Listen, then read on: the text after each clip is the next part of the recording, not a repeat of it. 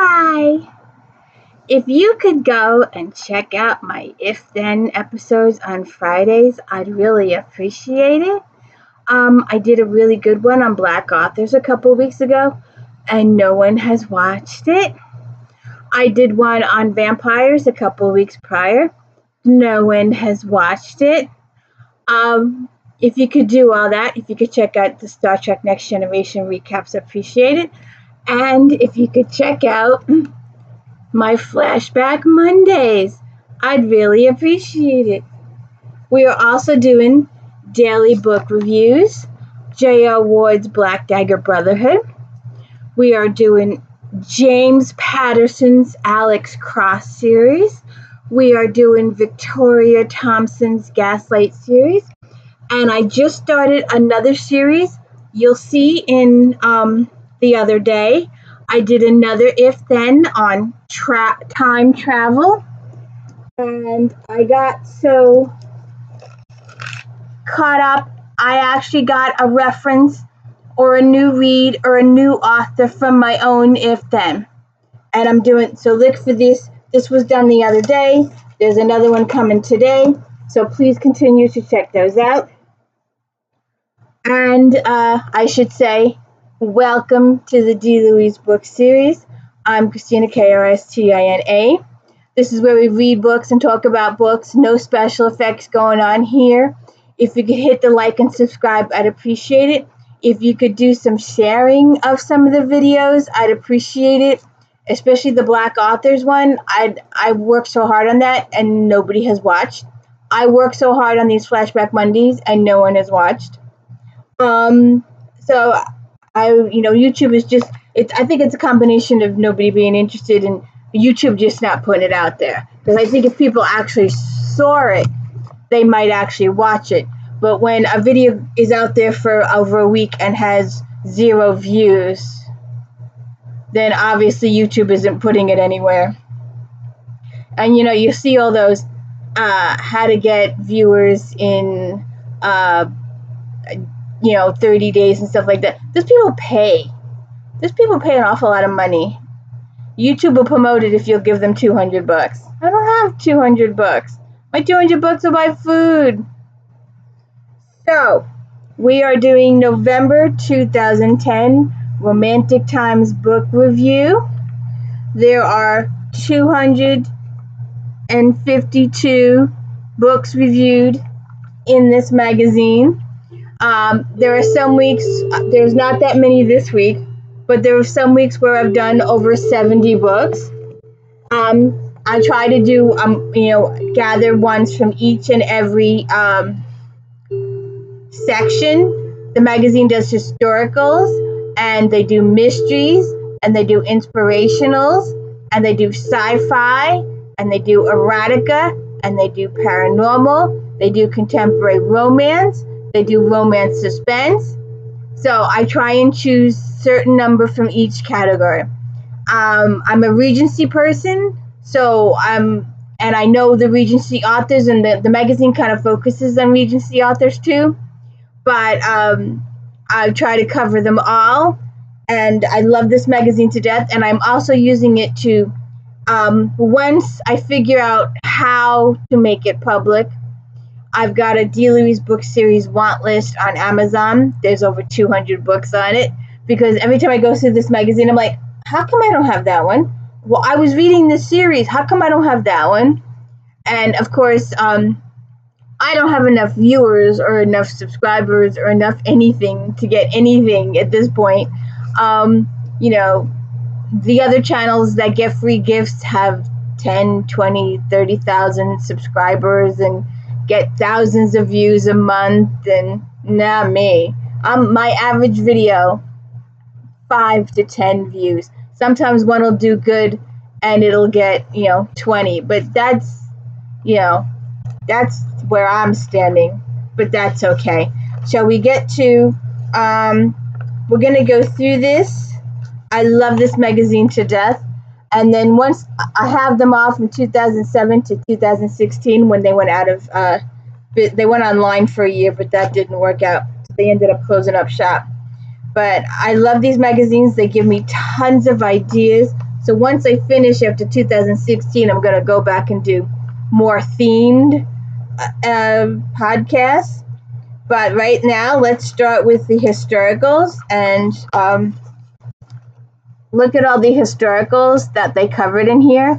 Now, if you subscribe to Book Page or Mystery Scene or Bookmark, they don't even do this many books in a single, well, maybe they do this many in a single magazine, but they don't do the rest of these in a single magazine. They don't. So this is the one, it's, Goodreads, I like Goodreads, I enjoy Goodreads. Goodreads is really, really, really, really good. But in the olden days, it was nice to be able to, instead of waiting for it to scroll and roll up and go through all this stuff, you could just flip the pages open and go, oh, look, right there. It was nice to be able to turn the pages. But Goodreads does have millions and billions and billions and billions of books in it. So you can find just about anything.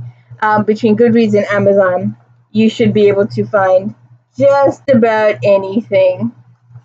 So, this magazine only covered so much, but they did cover, no one that covers over 200 books a month, except for Goodreads.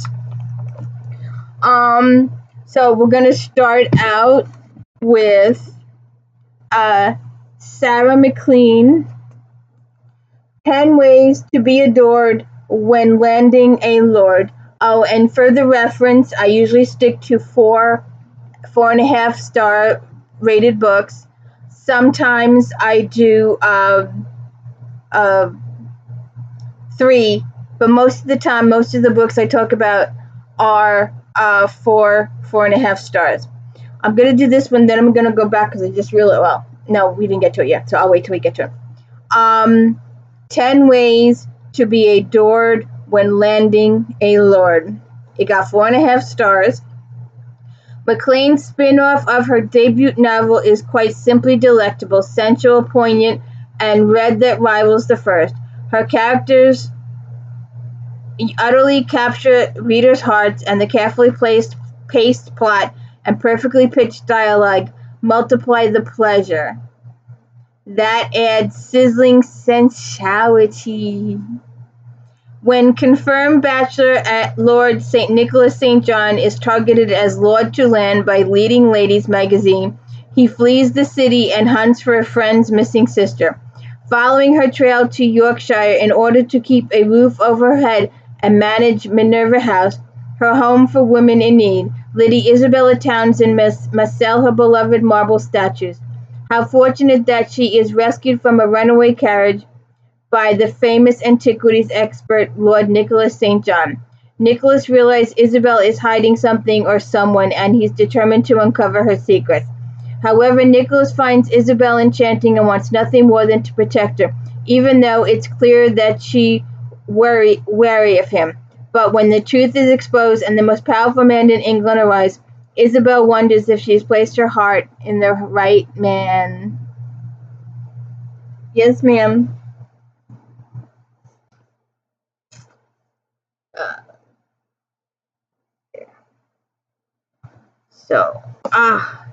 Let me keep track of these. Do you like the list? I try and put a list of all the authors that I cover in the description. I try. I'm not doing very well, but I'm trying. Wicked Highlander, Donna Grant. Now, we just did the other day an if-then on Highlanders. We included some Outlanders, and we did a whole slew of Highlander books. So if you like A Man in a Kilt, please go check out the if-then for Highlanders. But I was watching some of these back the other day, and I was like, I don't hold this here long enough. I need to hold this here for a couple of seconds longer so people can actually see the cover. Because I've been going like this and then coming away. So I'm like, I need to go and count to 10. 1, 2, 3, 4, 5, 6, 7, 8, 9, 10. See? 4.5 stars. The third volume in Dark Sword series enhances Grant's enthralling picture of Britain in the centuries following the Druids and Celts struggle to expel the Romans. This superbly written story will draw readers into the dramatic romance and powerful emotions of the characters, both a page-turner and a keeper. Centuries ago, Quinn MacLeod, one of the three brothers, was bound to the dark god of revenge. When Deirdre, a Druid aligned with black magic, unbound the brothers and made them her personal warriors, they escaped. For 3 centuries, they have survived outside her control. Quinn has spent the time drunk, never forgiving himself for his inability to protect his family. Deirdre dreams of claiming Quinn to fulfill the prophecy that he fathered their child. She hopes to force Quinn to acquiesce to her demands by using her captive, the Druid Markel, but Quinn saves Markel and doesn't surrender. Quinn and Markel are united by all-encompassing passion and deep emotional bond. KIERAN KRAMER, When Harry Met Molly. I think someone is taking advantage of When Harry Met Sally. But there is the cover right on the edge there.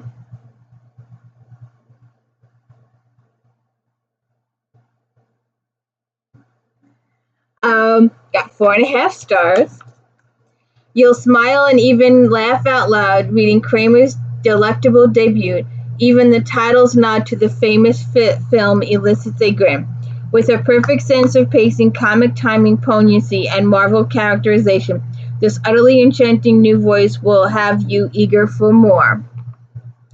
As the spare Lord Harry Traymore can live his life very pleasurably until he and his friends are dubbed the Impossible Bachelors by Prinny. The Regent places a wager that the impossible bachelor who possesses the most delectable mistress will hold on to bachelorhood. Harry knows he'll win until his mistress deserts him for the fiancé of his childhood nemesis, Lady Molly Fairbanks. At 13, Molly embarrasses family and her act sent 19-year-old Harry into the military. Now it's time for payback. Abandoned on the way to Gretna Green, Molly accepts Harry's offer to be his pretend mistress. For a week-long house party, Molly is determined to win the title of delectable mistress. Her combination of innocence, naivety, and sensuality are nearly Harry's undoing. Now, another one of my if-thens, one of my very, very first if-thens, if you could check out, I did the Bridgertons. If you like the Bridgertons, then maybe you like Joanna Lindsay's Mallory's and Stephanie Lawrence Sinsters. There are over 30 books in the Sinsters series, and the main characters in the first 9 books become backup characters in the next books. So you'll still get character progression and character growth throughout the series. You will check up on our original characters, the Duke and Honora and Vane and Gabriel and the rest of them as the series progresses. You will see them again and again. Reckless Bride got 4.5 stars. The finale of the Black Cobra series features an expertly written, fast-paced, dramatic story filled with intrigue, adventure, and superb romance. Now, the Black Cobra group and the Buccaneer group, there's a quad. They're quad books, and it's extraordinary her writing with these, because all the books, the Cobra books and the Buccaneer books, take place at the exact same time. So she had to, and it's really interesting how she, like, if the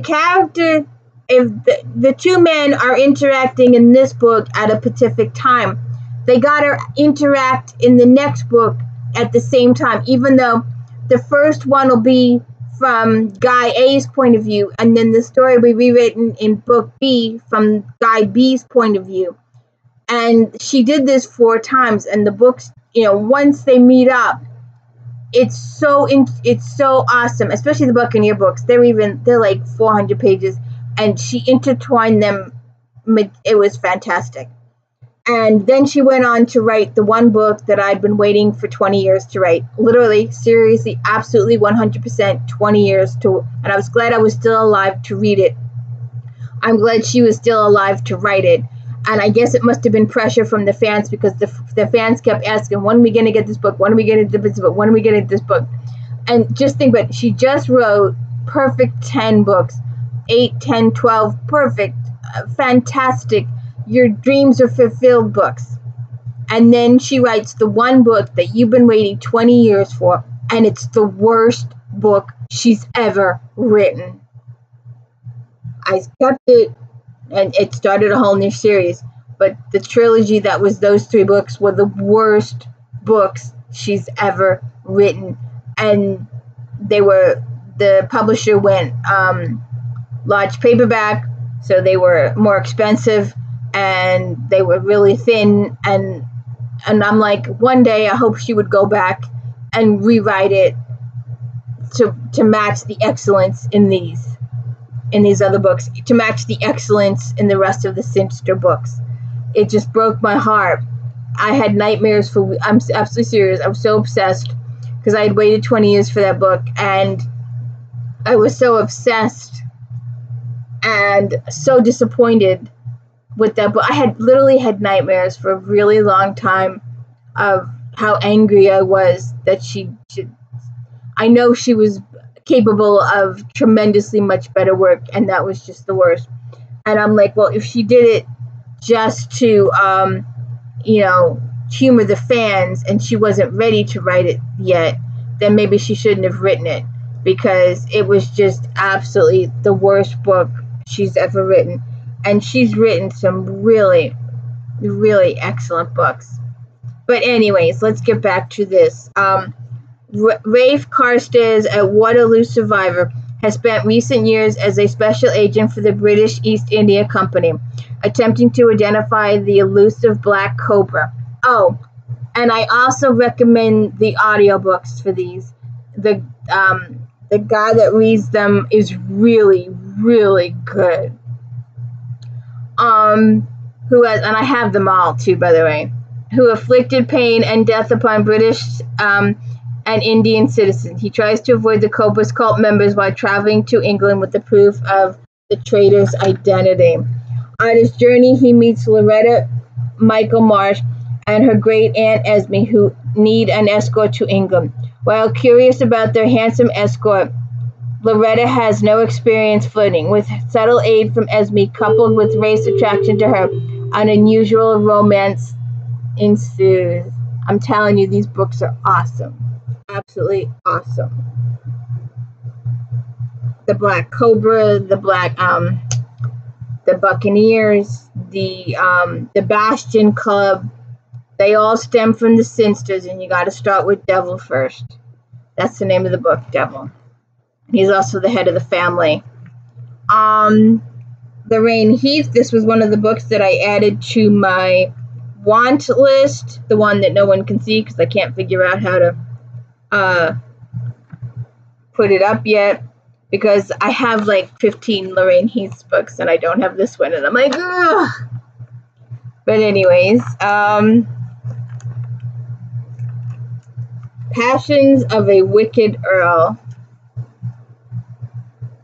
There you go. Passions of a Wicked Earl.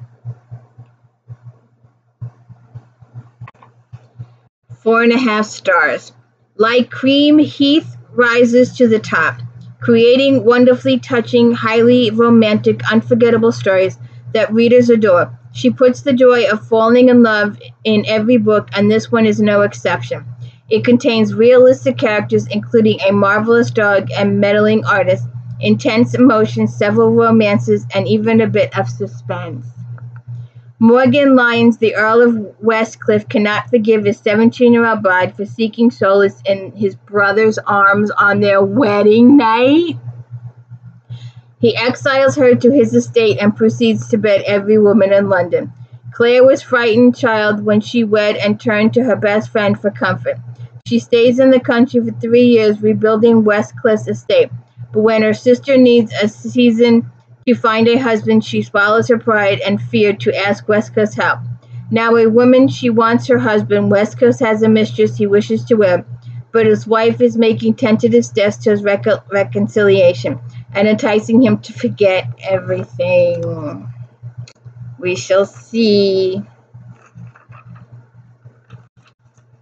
Elizabeth Thornton,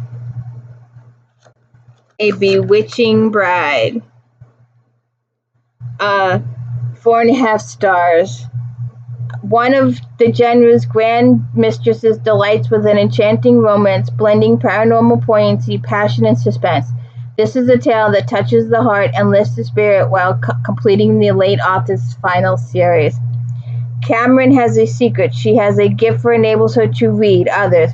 When her friend Dr. Rankin is murdered, she joins forces with psychic Gavin Hepburn to unmask the killer. Gavin senses that Kate is his equal, but she fears her abilities because she is plagued by dreams from her childhood. He protects Kate when she agrees to become the bait to lure the killer out of hiding. When they are found asleep in Kate's room, they must marry, and quickly love grows, and so does the danger.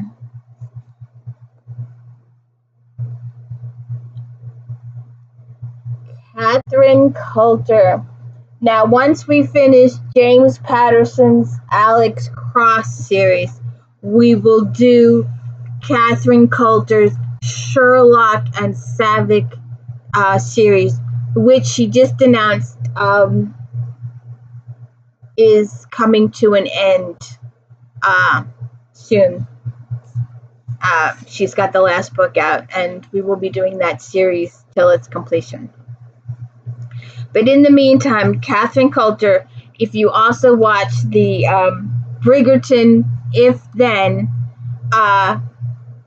it's Julia Quinn's Bridgertons, Joanna Lindsay's Mallory's, and Stephanie Lawrence's Sinsters, and Catherine Coulter's Sherbrooke's. That was a short series, but it's Regency, and she's been on and off the past few years doing a Sherbrooke or two with ghosts and stuff like that. And this was a standalone, I believe. It didn't do very well. It got 4.5 stars. I got an itch. Coulter is a multi-talented author who moves from traditional Regency romance to modern-day thrillers with ease. After decades, she returns to the Middle Ages with a sprightly tale that showcases a hallmark sense of humor, skill for crafting clever mystery, ability to create witchy characters who draw the atmosphere of the era. Readers will be enthralled through the surprising smart climax. Upon the death of his brother Arthur, Edward's #1 man, Garon of Kersey, returns to Warham Castle as the new Earl. He finds the soldiers gone and that most of the servants have fled. Black Daemon descend upon the castle, searching for the cache of silver coins Arthur supposedly hid in the keep. Among the remaining servants is Mary, the priest's Bible. Mary is not only a skilled healer, she's able to read, write, and cipher. She is a perfect match for Garon, but she has secrets that threaten him and Warham. Even falling in love cannot prevent their problems, especially when the King's Chancellor arrives to investigate the Black Demon's savage attack and the truth behind the silver. As they move closer to the truth, danger edges towards them, and only the King can solve the mysteries. Hello, ma'am. How's it going? How's it going? Another one I should have and I don't. Julia London, The Year of Living Scandalously. Yes, ma'am. 4.5 stars. 4 stars, excuse me. Though set in England, London's protagonists are Irish, and they bring that brogue and temperament into intriguing love story. The premise of switching identities isn't new, but the execution and mystery of romance are fresh. 15 years ago, Lily Boudin testimony helped hang a man for stealing the Countess of Ashwood's hysterical jewels After the trial, 8-year-old Lily was sent to live with friends in Ireland. When the Earl of Ashwood dies, Lily inherits the estate, but she sends her cousin Kira to England while she travels to Italy. In escaping an unwanted marriage, Killer eagerly agrees to pose as Lily to help bring the estate back to former glory. Then Declan, Earl of Darnley, arrives from Ireland and immediately recognizes Kira. He threatens to expose her, but she persuades him to keep her secret and help her uncover the truth about the theft. So we'll see what happens.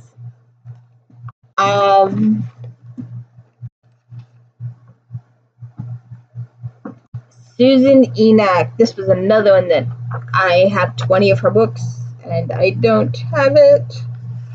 And I was like, I don't know why. I should though. Rules of Engagement. 4 stars. For her Adventure Club series, Enoch has created some remarkable heroes, but in her latest edition, she presents a wonderfully unconventional, delightful heroine, to say nothing of the heart-pounding escapades and sensual aplenty that will engage you. After clearing the Mediterranean pirates, Captain Bradshaw Caraway has been assigned to escort passengers to the Pacific Islands. Among them is a botanist's daughter, Zephy Ponzi. Though sure of herself as her father's assistant, Zephy is unsure of herself as a woman and uncertain how to handle Shaw's teasing and the other woman's passengers' advice. As they travel through the Pacific, encountering friendly tribes, gathering plant and insect specimens, surviving battle storms and enemies, Shaw sees that Zephyr is the woman for him. But can he convince her?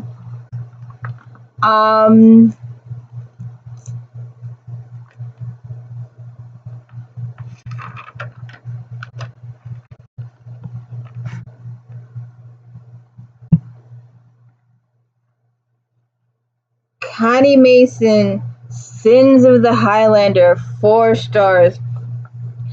Another winner, Mason has outdone herself with his page-turning emotional romance rich in historical details and plot twists. Her latest is the tale of a man obsessed with revenge and the only woman who can bring him to peace. One of my really early videos when I was working in the kitchen was Connie Mason. I went through all of them, all the ones that I have, about 30 of them. So you can go back last year and check that out. I did all of them. And they were in trilogies, and I showed you which trilogies. There's a couple that I really enjoy and still remember. I have this motto. If you read a book and you put the book down and you can talk about the book, it was a good book. If you read a book, put the book down, and don't remember what it was about, it was a bad book. Do you agree? Do you agree? Do you agree with Mommy? Goodbye. Goodbye. Goodbye. A Bride for a Bride. Lachlan Drummond killed his wife, so Mad Rob McLaren kidnaps his enemy's bride-to-be from the altar. Despite the 2 clans on his tail, Rob takes Lady Elspeth Stewart to his home, but the last thing he imagines is falling in love with her. Elspeth agreed to an arranged marriage to please her father. Then she's abducted by a madman, but with her gift of sight, she comes to realize beyond Rob's thirst for revenge lies a broken heart. Aww.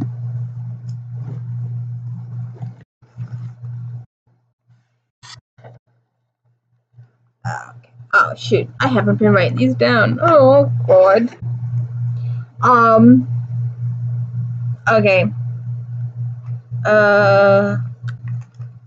Emma Wilde's His Sinful Secret.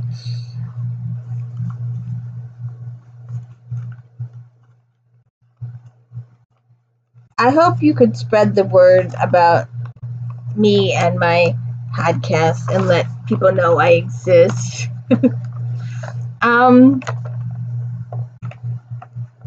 Because people just don't even know I exist.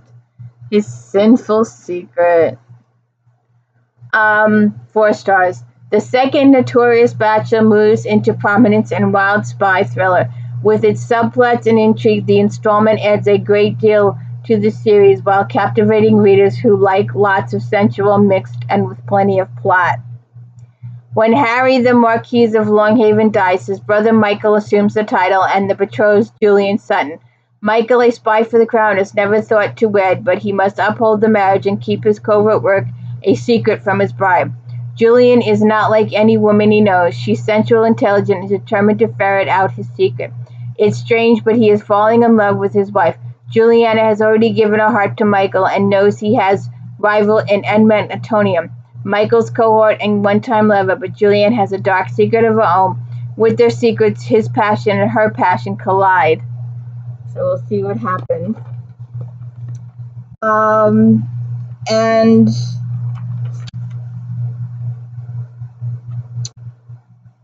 I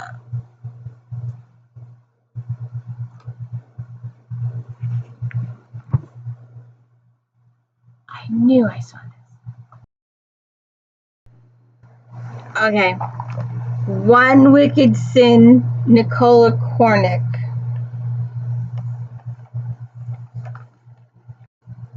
It's in there. 4 stars. In the second of the Scandalous Women of the TONNA series, CORNICK demonstrates her skills by crafting a memorable story of intense emotion, scandals, trust, betrayal, and all-encompassing love. She adds 2 strong protagonists and captivates her fans with fresh and engrossing tale. At one time, the notorious Lottie Cummings was the darling of the TONNA. Now divorced, disgraced, and disowned by her family, all doors are closed to her except the bounty house. Her salvation is Ethan Ryder, Baron St. Severin, an Irish soldier of fortune and the illegitimate son of the Duke of Farm. Once one of Napoleon's best cavalry men, he's now a captive prisoner on parole. Lottie accepts a position as his mistress. With her scandalous past and outrageous behavior, she provides a diversion for a conspiracy he is planning. Lottie feels there is something not right about his offer, but she sold herself for money and security. They are kindred spirits, survivors with a taste for danger. Neither counts on her arrangement growing into a passionate and loving bond that will be tested. Check that out. And NICOLA CORNICK. And one that I was surprised to find that I owned, because I would think I would own an Enoch before I'd own this one. But I do have a bunch of her books. But I'm just saying, I just said it was odd that I didn't have the Enoch, but I had this one. Jillian Hunter, Duke's Temptation. 4 stars. The wonderful Boscastle clan is back in a new bridal pleasures novel, featuring Miss Lily Boscastle, a notorious rogue who has no scruples when winning the heart of women he wants. After her engagement ends in a tarnished reputation, Lily flees and seeks employment as a housekeeper to the disreputable Samuel St. Aldwyn, Duke of Gravenhurst, who champions unpopular causes. Lily has her secrets, but so does the Duke, who actually the author of the best-selling Gothic novels that Lily defends against detractors.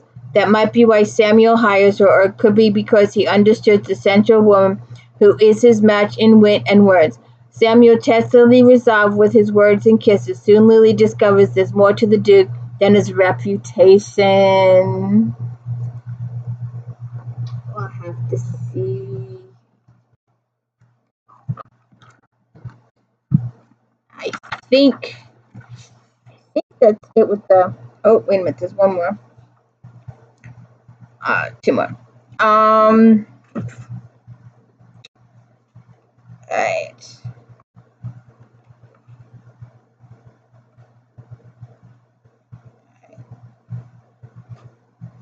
Oh.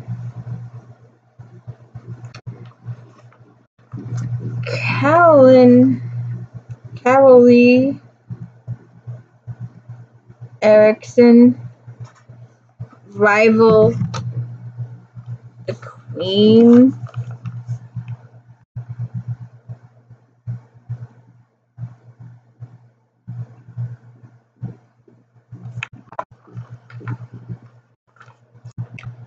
4.5 stars. Erickson, known for her fictional first-person biographies, turns her attention to the dramatic love triangle that changed history.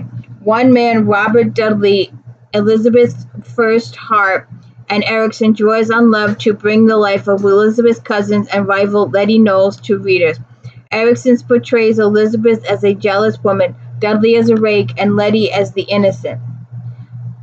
Freddie Letty Knowles, a relative of the Boleyn family and Elizabeth's cousin, becomes a rival for the Queen's beloved Robbie. When the ambitious widow Dudley tires of waiting for Elizabeth to make him her consort, he is Elizabeth's closest friend, possible lover, yet she refuses to marry him for personal political reasons. So he looks to Lottie for love. We'll see what happens. And Philippa Gregory. Let me just... If I don't write these down, I won't get it right for the list.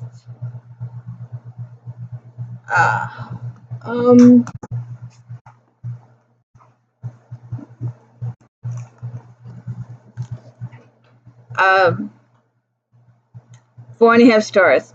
Gregory has done for the War of Roses what she did for the Tudors, bringing history to life through the eyes of remarkable women. Shaming, self-centered, and determined to see her son on the throne, Margaret Beaufort, mother of Henry VII and grandmother to Henry VIII, is a key player in the Cousins' War. Gregory enthralls readers with how easily she turns historical fact into riveting read, with people you care about and events you can see through the characters' eyes. As a child, Margaret believes that God has destined her greatness. However, her mother has other plans to marry her off and send her to Wales. After her husband's death, she remarries and by 15 is widowed again and separated from her son Henry by 29. She is married 4 times. Finally able to put plans into motion to place her son on the throne, Margaret does what she must to achieve her goal, including pledge fealty to Richard III, raise an army, and plan a rebellion in hopes of gaining the power and prominence she craves. See what happens with that. Alright, I think that's it with the Regencies. Mainstream fiction. SUZANMALLERY, The Best of Friends.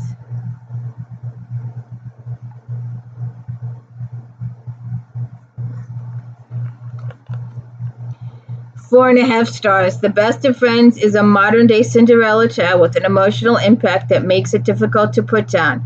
The novel is filled with larger-than-life characters whose connections to one another are richly layered with a mix of angst, devotion, and love. The twists and turns of friendship and betrayal are explored in the fast-paced, memorable story. Orphaned while still in high school, Jane Scott was taken in by the wealthy family of her unlikely best friend and jewelry store heiress, Rebecca Warden. After high school, Rebecca left for Europe and established herself as a jewelry designer. Jane stayed in Los Angeles, becoming a nurse and Rebecca's mother's unpaid assistant. For years, Jane has had a secret crush on Rebecca's brother David. When David becomes interested in Jane, Rebecca and her mother make it clear that she is not worthy of marrying into the family. Jane decides that the only way to free herself from the subservient role is to deny her lover, David, and move away. We'll see what happens there. I hope it has a happy ending. Lisa Rinna, Starlet.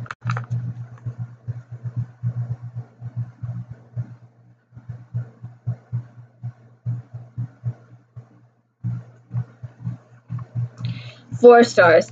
Days of Our Lives in Melrose Place, actress Rinna pens an entertaining soapy read, just like you'd expect from a soap opera. There are highs and lows, drugs and sex, sabotage, seduction. Sure, the plot's outrageous, but that's absolutely part of the fun.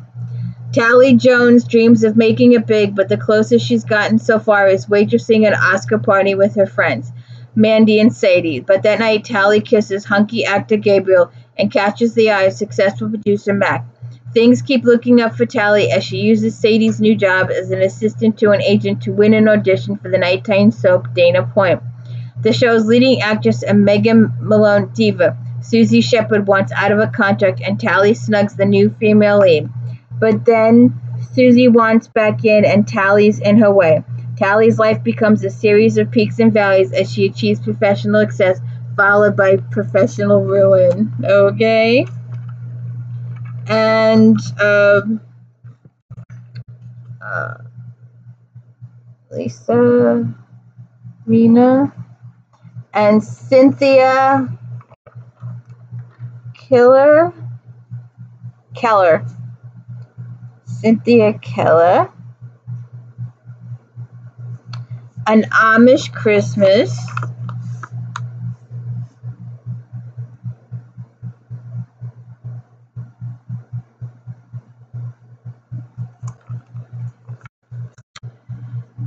Four stars. The line between modern life and the past is delineated clearly in this tale, in which two worlds collide. Modern face-past society comes head-to-head with simpler or even more complex life of the Amish people of Pennsylvania. The voices in this novel are clear, particularly Catherine and Meg's, and it's easy for the reader to become captivated with the world they reside in.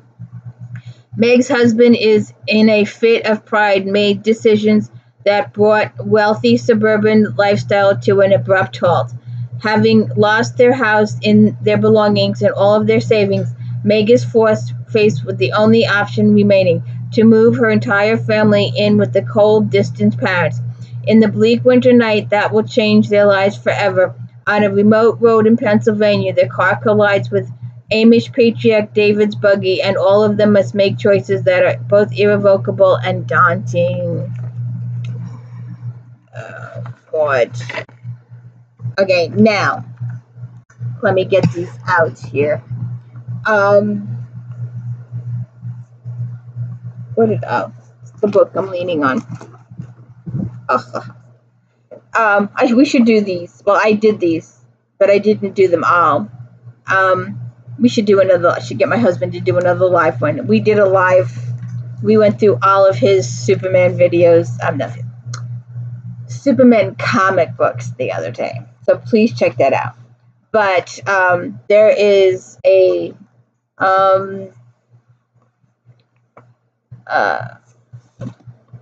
I don't see.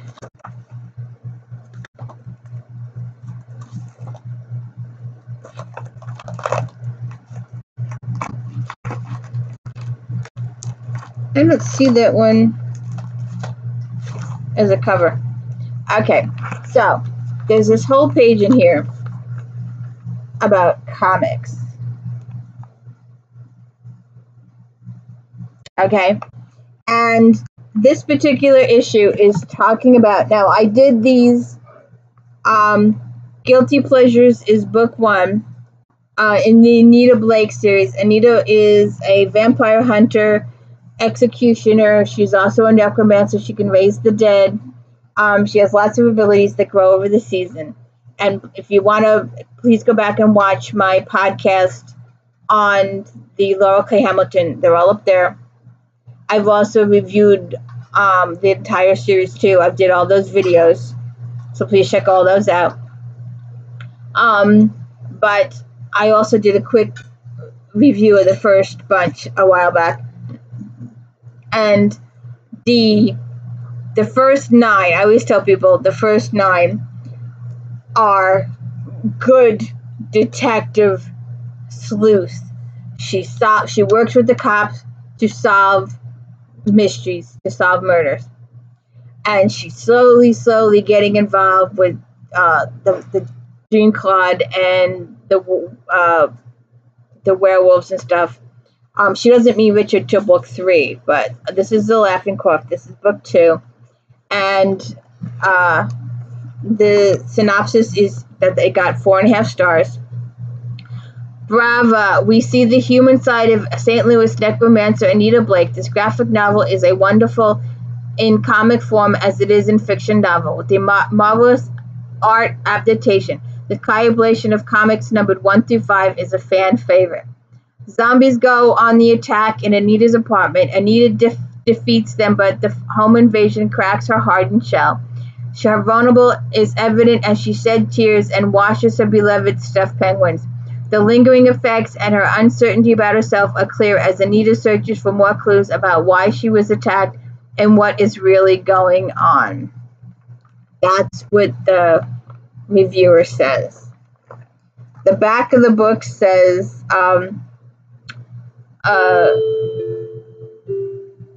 the novels of New York Times bestselling author Laurel K. Hamlin takes readers into the dangerous life of Anita Blake, animator and vampire hunter, a woman as good at raising the dead as she is slaying the undead. Now a creature from beyond the grave is tearing a swath through murders through St. Louis, and Anita will learn that there are some secrets better off buried and some people better off dead. They are treating me like I was a very dangerous person. At 5'3", I'm not imposing. Raise the dead, kill a few vampires, and people start considering you one of the monsters. Sometimes it hurt, but now it had possibilities. Do you really think I came in here unarmed, I asked. My voice sounded very matter-of-fact. You want to bet your life on it? And so the first 9 books of the series are solving mysteries. After the 9 books go by, we move into Laurel went through a change in her personal life. John Claude. And you can, if you're an Edward fan by that point, go ahead and read Obsidian. If you are not an Edward fan, skip it. And that's Anita. But be warned that after that, starting with Narcissus in Chains, the books become very, very sexual. And as much as Anita itches and bitches and complains and fights it and fights it and fights it and fights it, not only will she end up in bed with Jean-Claude or John Claude or whatever you want to say it, she will also end up in bed with Richard, and her moralities will fight for a couple of books. And then she will end up in bed with Richard, and Jean-Claude, and Nathaniel, and Micah, and Jason, and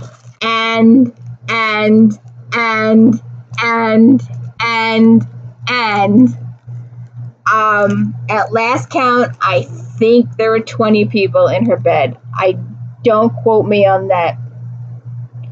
I was always comfortable with her core group: John Claude, Richard, Nathaniel, Jason, Micah, and sometimes Damien. But then we had to add Mephistopheles and Nick. She's got a couple of brides. She's got a couple of ladies in her bed now too. So these are all the Laughing Corpse. They came out with 2 covers for every one, a normal cover and then a mature cover.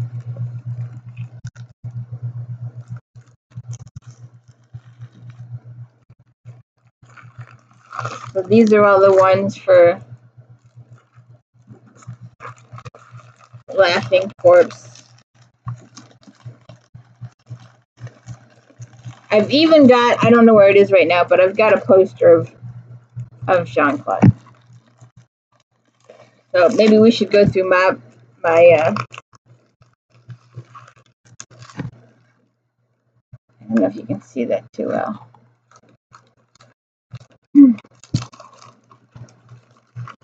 My comics.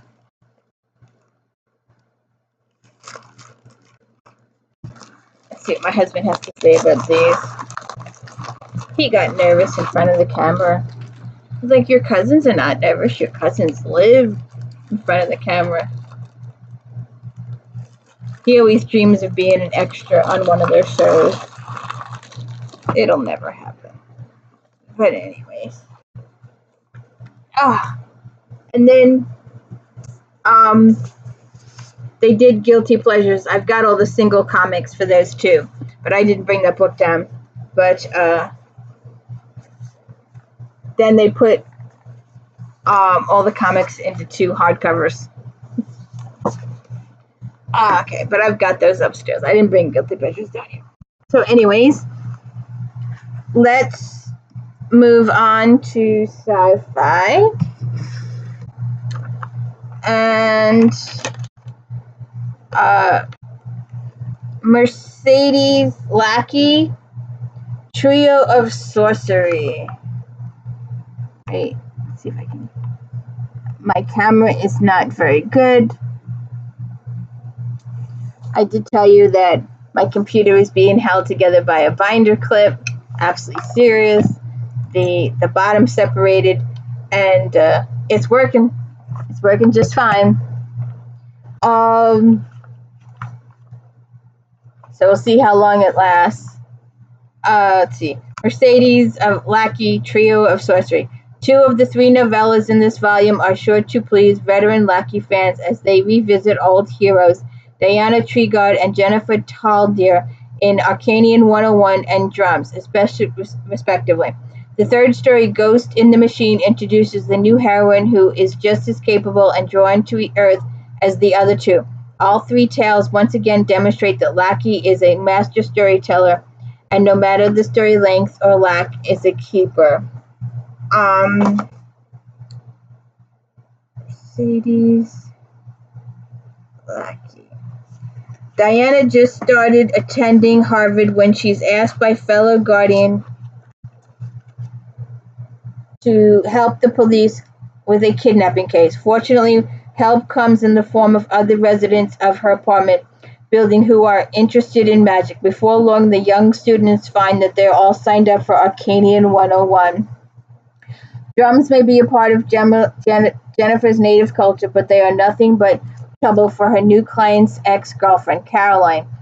Caroline has inadvertently called an angry, vindictive ghost her land, and Jennifer has called them to her land. Okay. And Jennifer, David, and Jennifer's grandfather will need all the help they can get to disperse it. When a programmed villain in an online sword and sorcery game gains strength and intelligence with every avatar it defeats, the game's developers call in Ellen McBridge, a tech shaman, to help them regain control of their game.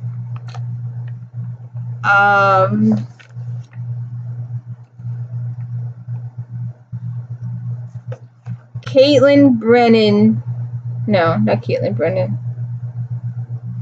FREDA Warrington, Midsummer Night.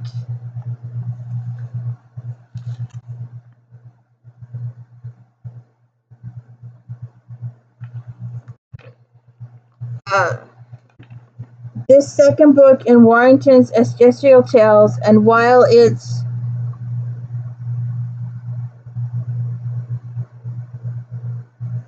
only loosely connected to the first volume, it's every bit as evocative and compelling. In the years after the Great War on the northwest coast of Scotland, veil between the worlds thinned and a young man disappears into the world of Arthurials as his uncle died of fright. Cardonia is owned by artist Julia Flagg, and she runs retreats every year on the property. This summer she has rented a cottage out to convalescent runner Gillian Sharman. One day while exploring the woods, Gil finds herself in a village called Boundary that appears on no map and which no one seems to know about. See what happens. And Lois Master Bujold.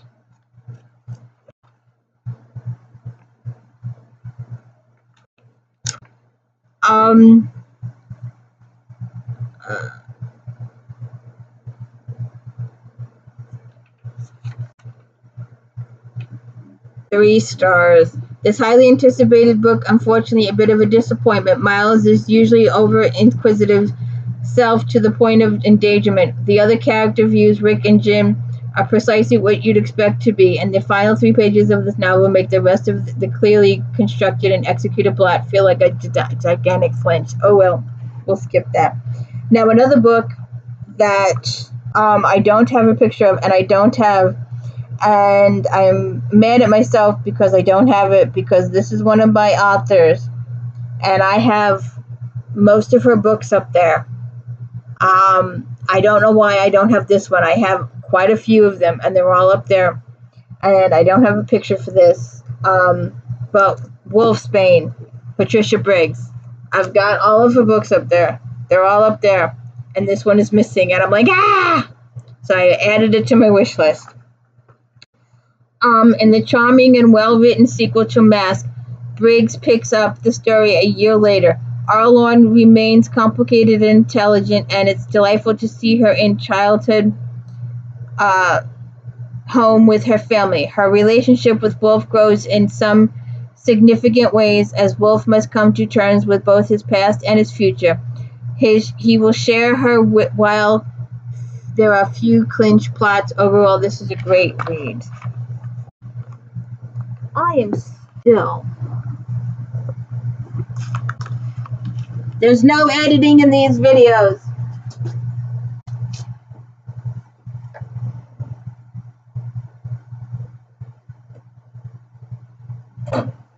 I just had to double check.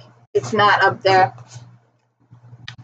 There's no editing in these videos. These are what you see is what you get. For those of you who want a little romance, and I will do, I'm gathering up the books. It's going to take a little bit, but I'm hoping to do a hot podcast one day. Okay, inspirational.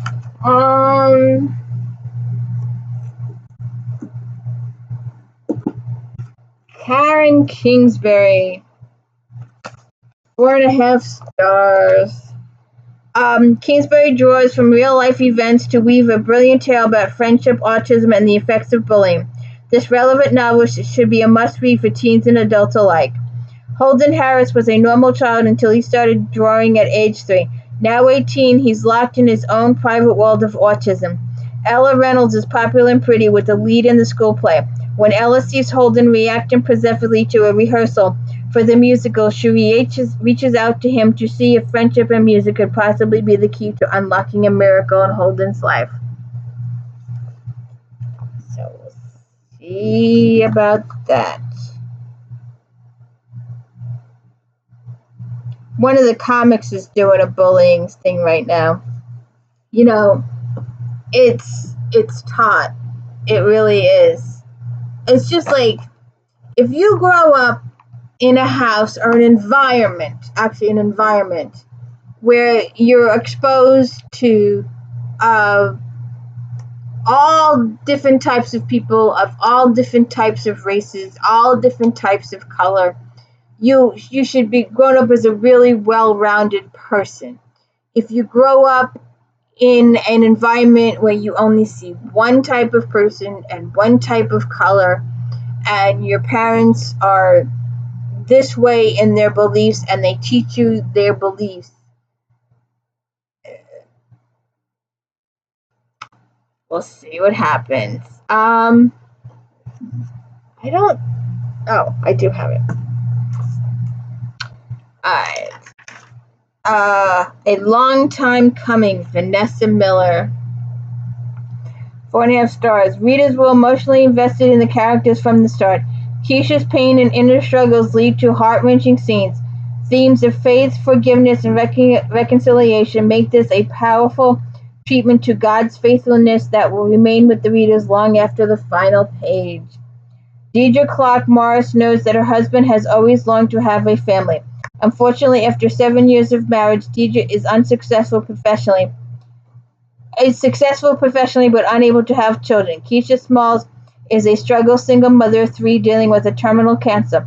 With an alcoholic mother and a crackhead brother, Keisha worries about who will care for her children when she's gone. Oh, I see a miracle happening. I wish somebody had left me their children, because I was in that same position. Very same position. I do not have children. God took them all from me. And I have cats. And I love my cats.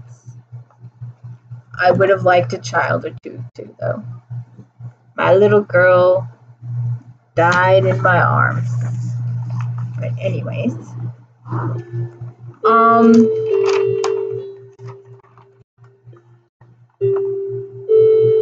Where'd it go? I keep looking at this book.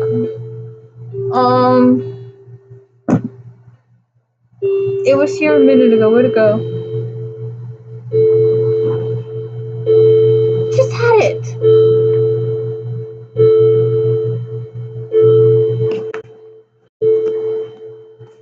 I literally just had this book.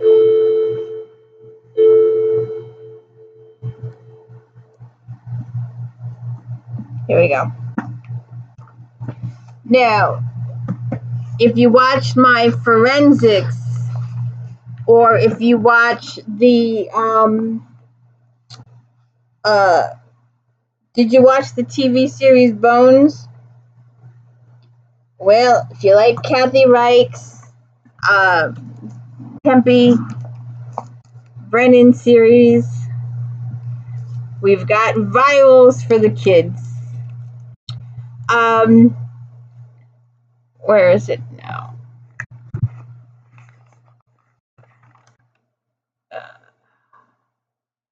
4 stars. CSI meets Nancy Drew meets sci-fi in this action-packed murder mystery. Reichs delivers everything a teen fan of CSI could ask for.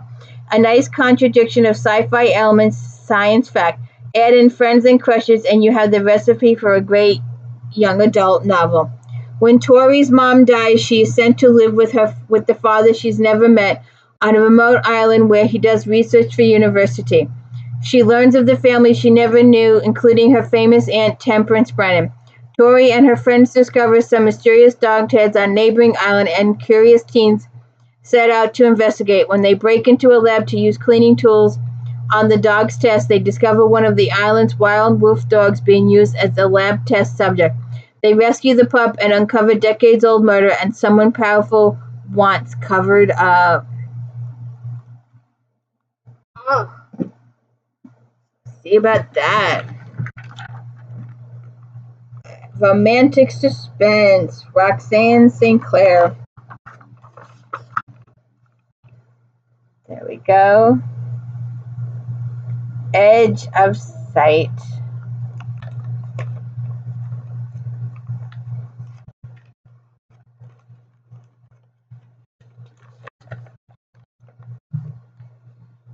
Four and a half stars. St. Clair has become the go-to gal for romantic suspense. Rip-roaring fun, gripping intensity, and sizzling passion span the pages of Edge of Sight.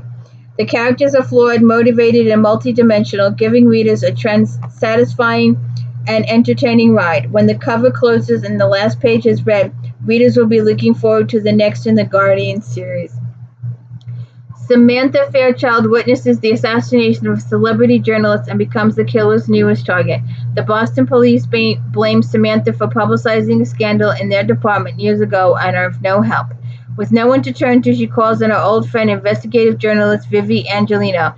After a heartbreaking affair with Vivi's brother, Zach, Samantha has avoided them for years. Zach Angelo has returned from the war and is scarred inside and out. He believes he's not good enough for anyone, not even his sister's crazy idea to open an investigation agency interests him. When Samantha walks through the agency's door, Zach knows he's in trouble. She's stolen his heart.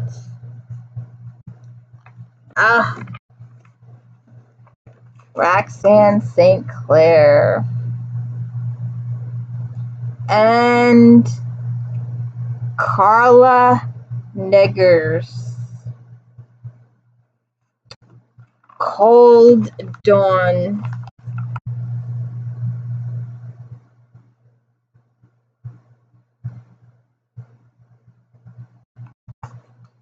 Four stars.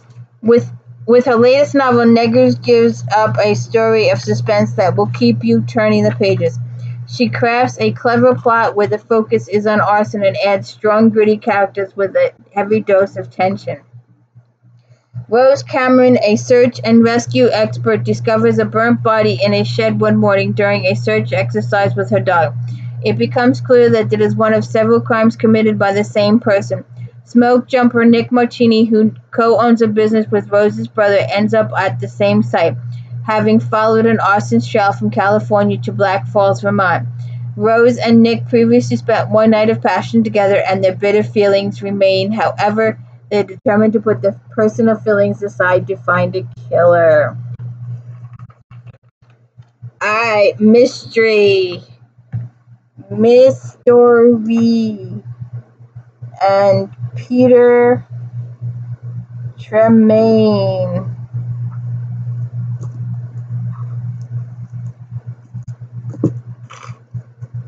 The Dove of Death. 4.5 stars. Peter Tremaine is the pseudonym of Peter Barris Ellis, a renowned Celtic scholar.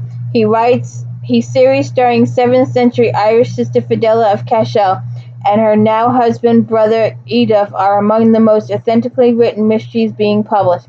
The mystery, historical details, and sharp-witted personalities combine seamlessly.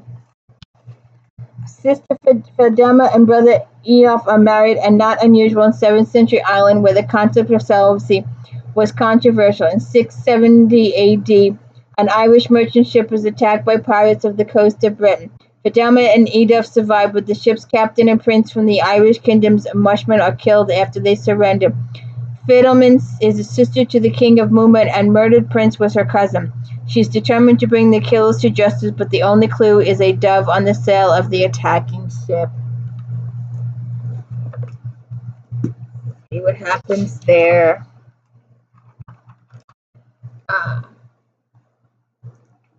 Talon Hart, Ghost in Trouble. 4.5 stars. Third book in the Bailey Ruth series is a perfect light mystery. The usual setting, Bailey Ruth's interest and delight in fashion and her wardrobe. Her constant missteps, but determination, great humor, and dialogue make this a wonderful mystery you can't put down. When Bailey Ruth Rayburn from Adeline, Oklahoma, and her husband died, they found themselves in heaven. She loves working with the Department of Good Intentions to solve mysteries on Earth, but she does have trouble with the rules, like staying out of sight. Wiggins, head of the department, sends her back to Adelaide to protect Kay Clark. Kay is investigating the death of a man she loved but never married.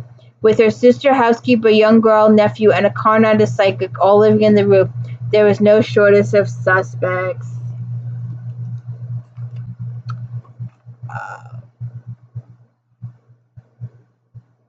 I'm going to try and do a picture because these guys are too good to not do a picture. So I'll make myself a note. This video will take about 10 hours to upload. So Lee Child, worth dying for. Reacher lives. The body count is high in his 15th outing, and fans of Child wondering soldier who wonder how he survived the big blow-up finale in 61 hours get typically terse explanation. He's still finding trouble that only a couple of dozen enemy trouncing will remedy, and Child is still delivering that suspenseful thrill ride you just can't put down until the last butt is kicked. Reacher hitches a ride that takes him right to the center of nowhere, a small, isolated Nebraska town that's held in thrall by a vicious family. The Duncan brothers control the town's crop hauling and transportation, and they move a very profitable illegal cargo on the side. When Reacher intervenes in a domestic dispute, he makes enemies with the Duncans and their various nefarious business associates, all of whom want Reacher dead, but Reacher doesn't die that easily. Besides, he needs to find out if the Duncans are responsible for the long-ago disappearance of a child.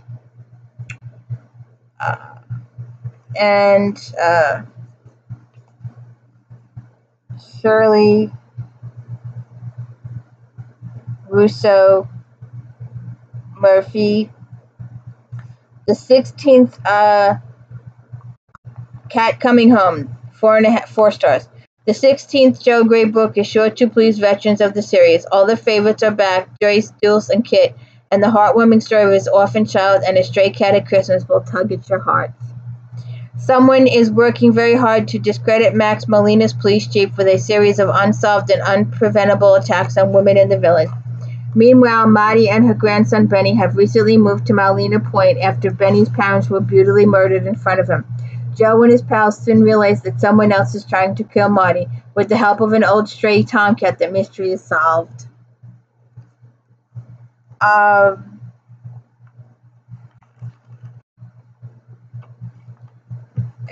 another book that I am reading, if you read the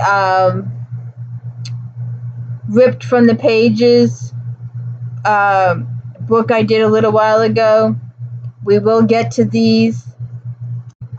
The Lies That Bind. The writing in this cozy is sophisticated, the career details new and fresh, and the characters charismatic.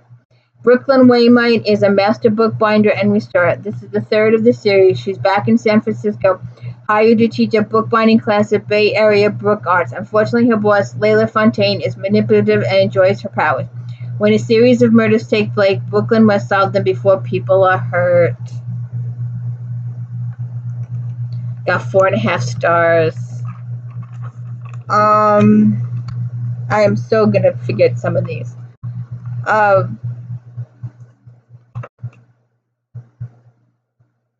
Iris Crawford,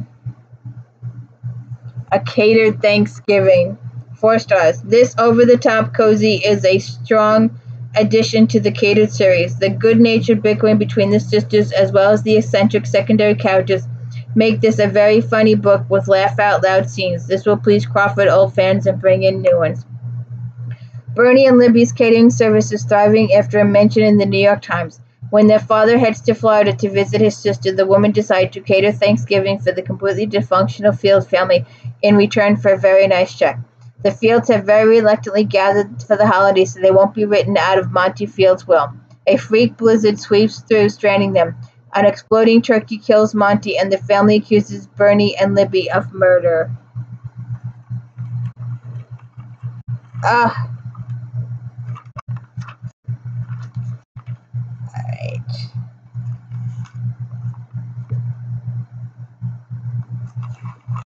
And, of course, my absolute... Oh, wait, there's 2 that we're missing. We have 2 books in here. By the same person. Back in the day. I know it's in here. Maybe it's here. No. Why did I get this out then?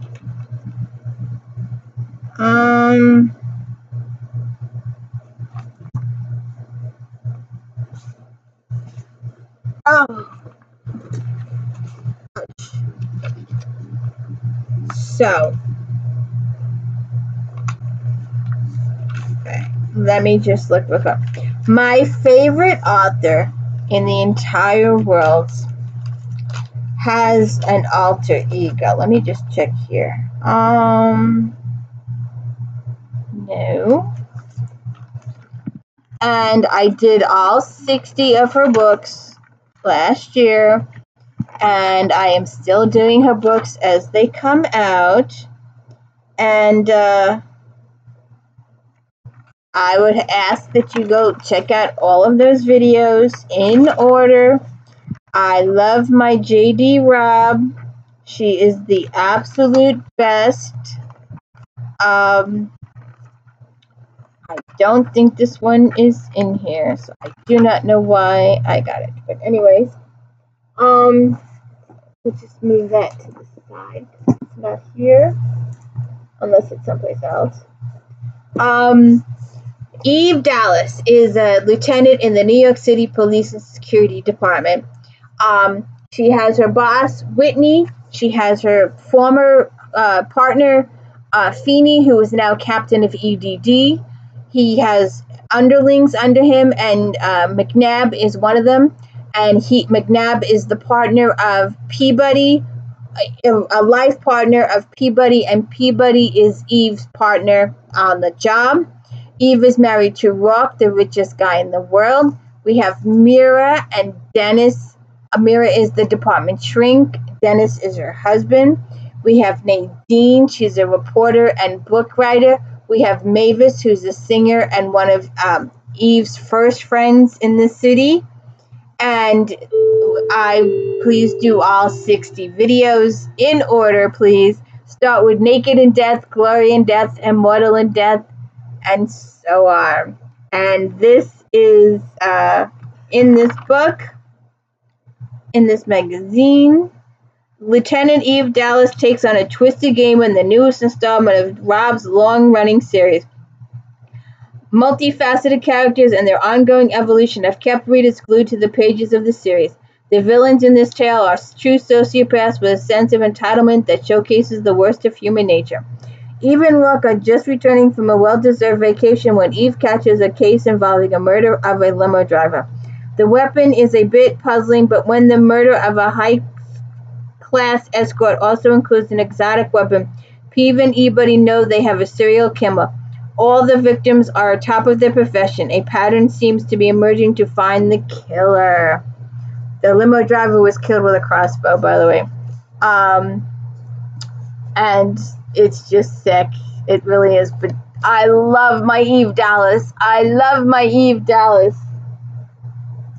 My best. Absolute best. And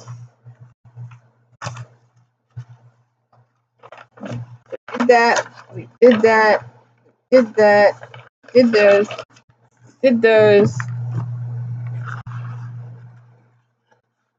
we did those, and contemporary romance. Because of You, Rochelle Allers.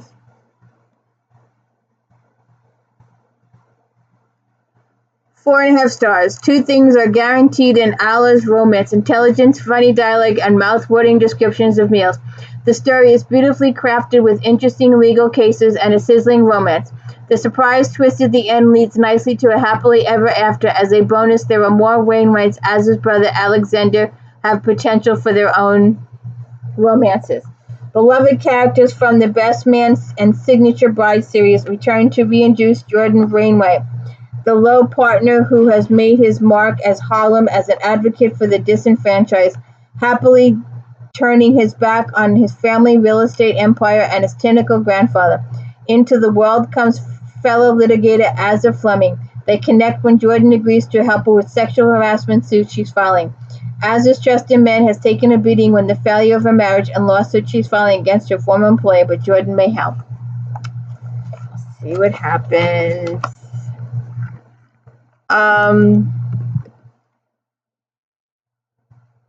Lisa Calipris, Christmas Eve at Friday Harbor. 4.5 stars. Calipris can do no wrong. If you want a fantastic read, pick up this poignant, heartbreaking, and deeply satisfying book. Calipris has a knack for making readers cry, laugh, and cheer, often within the reader's couple of pages. Maggie Collins lost her husband and has vowed never to experience that heartbreak again. She moved to the small town of Friday Harbor and opened a toy store. The magic happens. Mark Nolan walks through the door with his niece. Everything Maggie once feared is coming true. She's falling for him and Holly, the beautiful little girl he's caring for. See what happens there. Lord, hold on. Okay, you'll have to forgive me, but this podcast has gone on so long that I have missed my breakfast. I really got carried away here.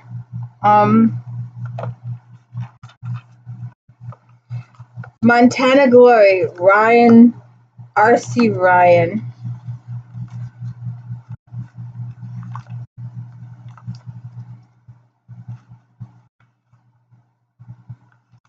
You know, I tried doing this podcast in pieces. People hated it. And there's one piece I dare you to try and find it if you're still here now. It was October inspirationals. No one has watched it. Zero.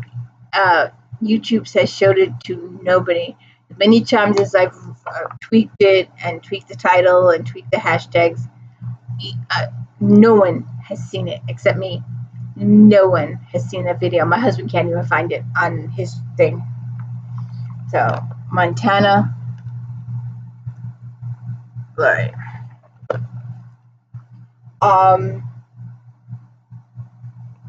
4 stars. The third and final chapter in the McCord saga has hero who comes reluctantly to love. The child is a lovely emotional element to the story. The secondary romance is enjoyable. All loose ends tie up nicely. Zane McCord never wanted to leave his grandfather's Lost Nugget Ranch, but as a 12-year-old, he had no choice. Now, though he is an adult and happy to be back, along with 2 cousins to run the ranch, though his cousins have recently met the woman of their dreams, Zane has no plans of settling down until an accountant, Riley Mason, comes to work at the ranch. For Riley, it's the perfect job, an isolated ranch where she can keep her 4-year-old daughter, Summer, with her and safe from the men from Summer's deceased father's past. So we'll see how that works out. Lori Wild.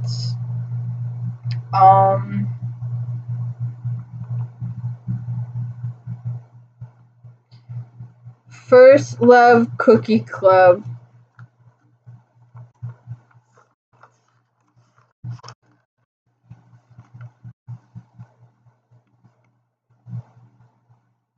Down there. First Love Cookie Club.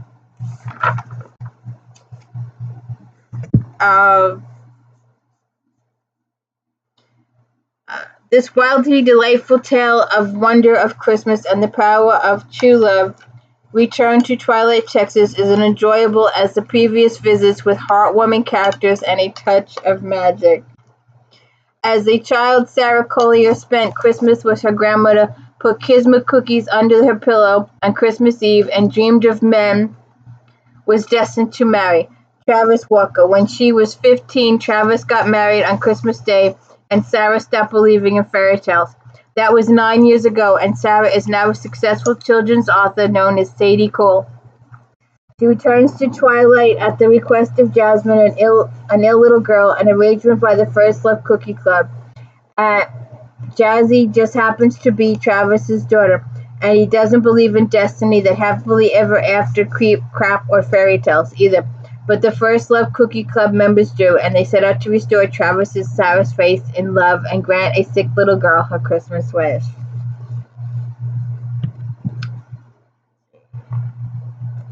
Alright, let's move on.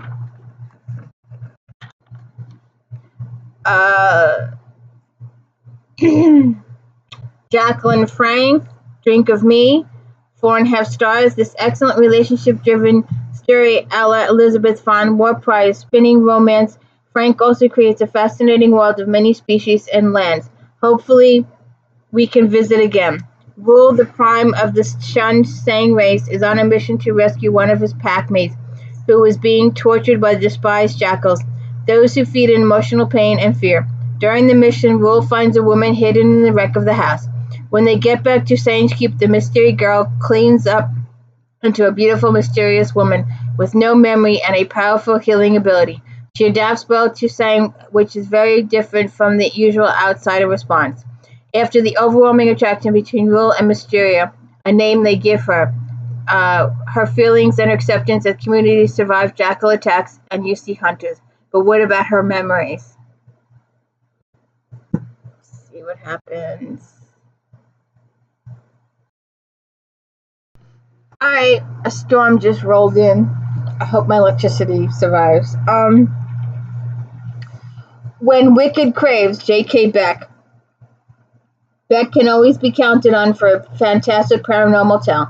The third addition to the immensely popular and enjoyable Shadowkeeper series may be the best yet. Tight, action-packed suspense combined with one seriously imaginative plot will have readers whipping through page after page of gripping suspense and sizzling passion. Petra was born with a curse. Anyone who touches turns into a beast. In order to save her life and the lives of others, she uses her curse on a vampire. Now the Alliance fears she's kick-started the prophecy foretelling their demise. The creature must be eliminated, and the solution is simple. Kill Petra, and the creature reverts to the normal vampire form. Nicholas Montag rescues Pepper from her execution because she's the only person who can help him save his friend Serge. She turned him into the beast, and there must be a way she can change it back. With the Alliance after them, Nicholas leads to one person who might have the answers, a man he betrayed centuries ago, an alchemist with the secret to mortality. Can it be done? Excuse me a second. Okay.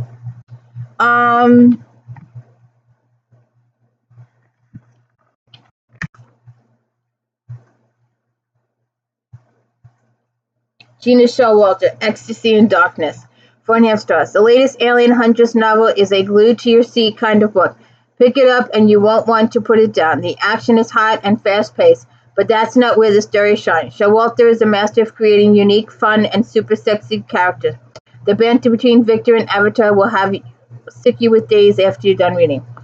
Evan Sands is a trainee for Air Alien Investigation and Renewal. Her last test is to capture Victor McCall, a vampire who can stop time. McCall is known for ruthless disdain for humans. They're nothing more than food, yet Ava is drawn to his beauty and his unbelievable muscles. And I don't think I'm going to be able to put pictures in this because this video is going to take about 10 hours to upload. And if I add pictures, it'll take another 5 or 6. So I don't think I'm going to put pictures in. I'm sorry. Kate McAllister in the Company of Vampires, if I can find it. 4 stars. This trademark McAllister, full of quirky characters and wacky plot twists. Fans of the funny Madcap Dark One series will not be disappointed with this entry. In fact, the book is a response to fans who wanted more Viking ghosts. When we last left Ben and Fran, she refused to join with him because she did not want the fates, who have decreed she was his beloved, to rule her life. 5 years later, she returns to Garth and Ben because her mother, the resident witch, is missing. Fran has grown up a lot, but she still can't quite get over Ben. Well, then why don't you go with him? Why torture yourself? These people like to torture themselves. Excuse me. Okay. Christine Warren.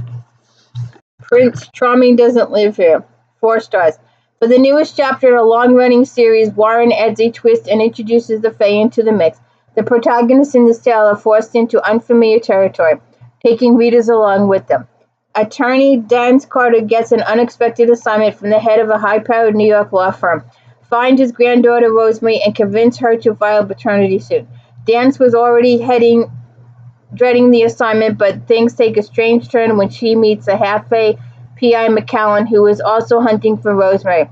Mac's client is on an unnamed party in Fairy, but what do they want with a human female? To find out, Mac must enter Fairy. Now, we will do the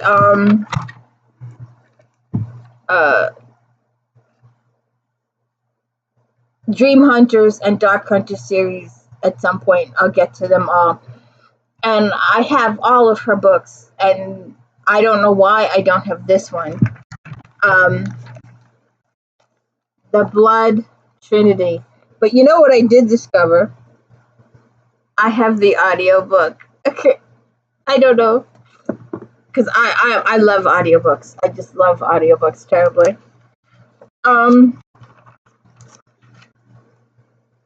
So wait a second. This is a very readable beginning to the Belle Door series. The book is a little long for the storyline, as if the authors could not bear to leave out details on minor characters. But all the threads are neatly woven in the story by the end. Meticulous plotting and thorough world building adds up to a whole lot of interesting characters. Okay. I don't think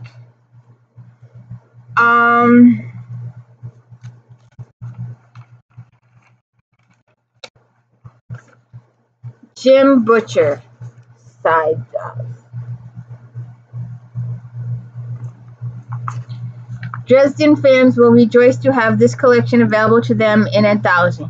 The stories vary in length and quality. Butcher admits in one introductory piece that Restoration of Faith is not his best work. After the brief vigilante into the lengthy aftermath, all of Harry's sidekicks are here, with some assuming the narrative duties, including Harry's half-brother Thomas. Themes range from amusing, light-hearted day off to morally complex The Warrior, the best piece here, including an introduction verse written by Butcher to provide background for each story, making this not just a great introduction to the series, but for newcomers curious about the Dresden Files. So check that out. Alright. Harlequins. Look at all those Harlequins. Look at all those books. Let's just go through this on the quick side, shall we? Michelle Rowan, Touch and Go. 4.5 stars. Carrie Stanfield and Patrick McKay are psychic agents with power who fall in love. Okay, lust at first sight. An accident impairs Patrick's ability to control his psycho powers, and when he touches anyone, including Carrie, the person's emotions and thoughts are too painful for him to handle. 1, 2, 3, 4, 5. Sorry. Alexander Sokoff, The Shifters. 4.5 stars. Shapeshifter guardian Caitlin McDonald must work with shifter writer Mallory to stop disembodied spirits from taking over and burning out people, both supernatural, normal, in New Orleans, even though Caitlin distracts all shifters. But when Caitlin becomes the target of one of the spirits, she must rely on Ryder's help. Kim Lawrence, Lynn Ray Harris, Chosen by the Sheik. 2 great stories capture the magic and passion of men who rule the desert but cannot govern their own hearts.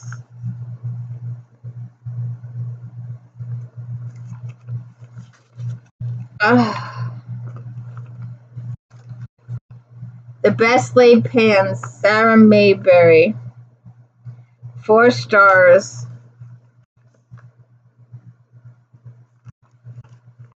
Having put off having a baby while she established her law career in Melbourne, Alexander Knight, 38, is now desperate for a child. With no father prospect in sight, she asks Ethan Stone to donate sperm, and he agrees.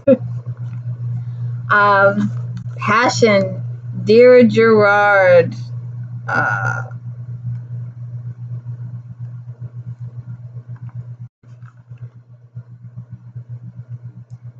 it only got 3 stars.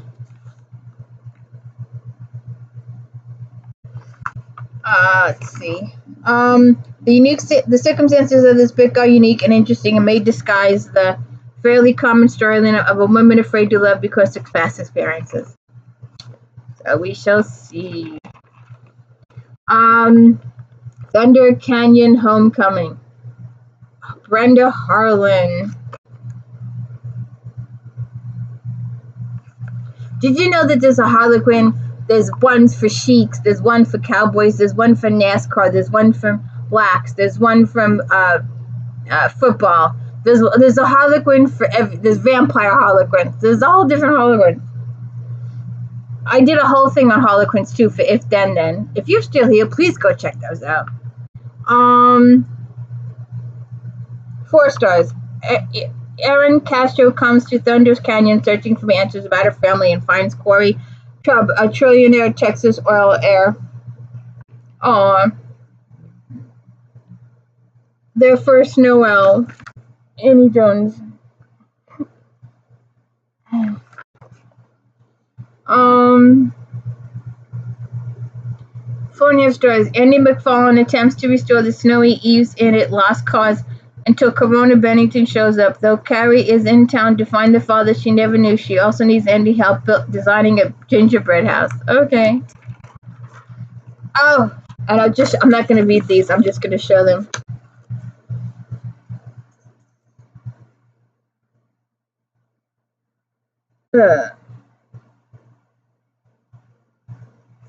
Oh, there's a co-host. You're late.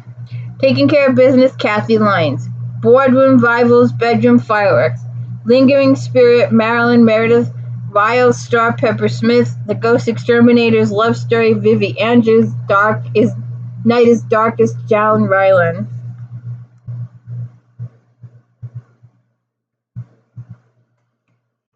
Okay. One erotica, Lauren Dane, Inside Out. 4 stars. Catch up with the Brown family and friends in this intense love story. Less sexually charged than some of her previous books, Dane's latest focuses on relationship, lovers, family, and friends. Ella and Cope, two people with confidence issues, struggle to form a relationship. If you don't think you can relate to the characters with tattoos and piercings, think again. It's a powerful love story. So that's about it.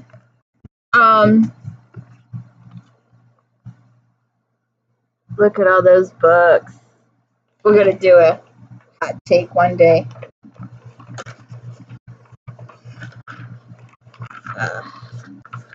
Handcuffs, anyone? Okay, well that's it. We have finished my favorite. Come here. My favorite magazine in the whole wide world. I hope you are still here. I hope you enjoyed the reviews. I try my best. If you could please go back and watch the Black Authors If Then and the Vampire If Then.